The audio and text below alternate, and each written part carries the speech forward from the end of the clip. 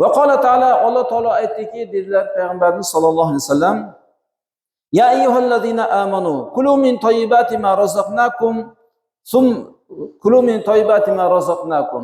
Ey iymon keltirgan kishilar, sizlarga biz rizq qilib bergan narsalarning xushbo'ylarini yenglar.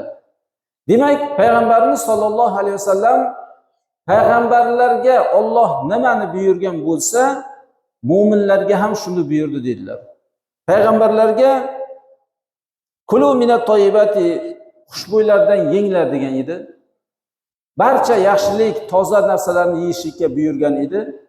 Hattoki Allohning ismi bilan so'yilgan so'yildiqni ham yeyishlikka buyurdi Alloh. Va malakum alla ta'kulu mimma zukra ismullohi alayhi. Sizlarga nima bo'ldiki, Allohning ismi bilan so'yilgan jonzotlarni yemaysizlar deyapti Alloh. Nima bo'ldi sizlarga yemaysizlar? Demak, bismillah bilan aytilgan qo'y bo'lsin, mol bo'lsin, xo'roz bo'lsin, tovuq, ularni yeyishlikka biz buyurildik.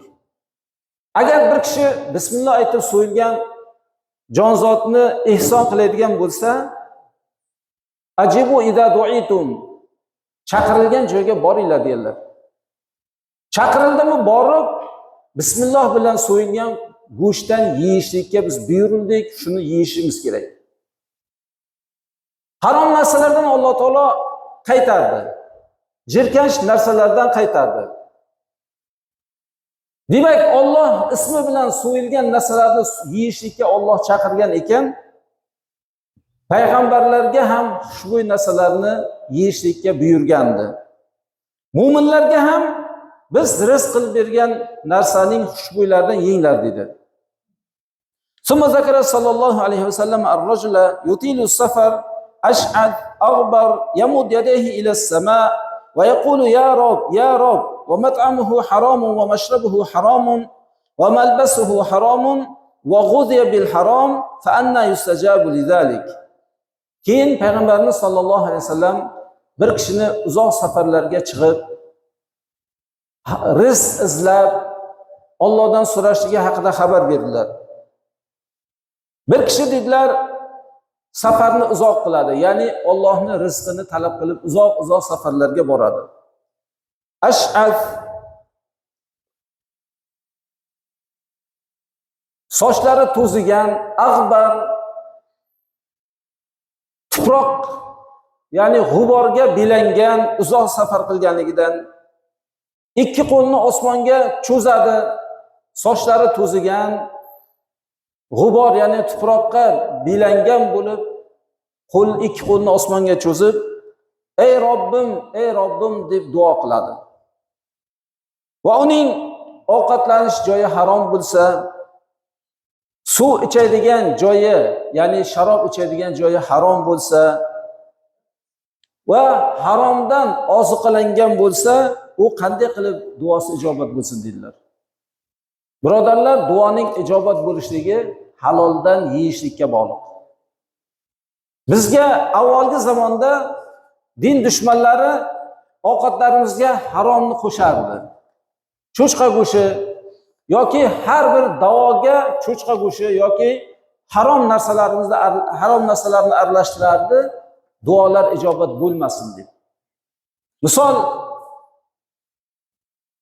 folchilar shariatimizda harom qilingan, fol ochishlik.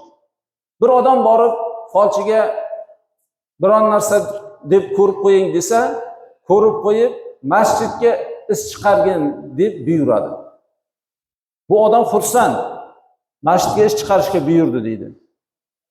Lekin u o'sha masjidga harom yo'l bilan is chiqarib, odamlarning luqmasini buzib, duosini ijobat qilmaslikka sabab bo'ladi.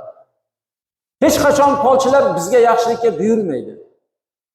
Bir odam yaxshi odam ekan, bu masjidga buyurdi deb masjidga is olib keladi.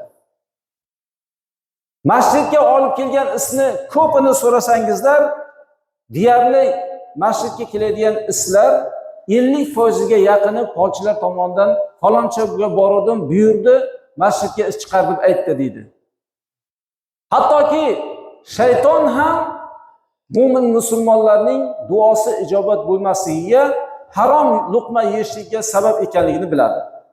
Shayton ham hattoki hujum qiladi. Shuning uchun biz doim haloldan rizq yeyishlikka harakat qilaylik. Halol bu keyinchalik odamni ikki dunyosini ham obod qiladi. Qo'ni-qo'shnini rozi qilib yashaylik.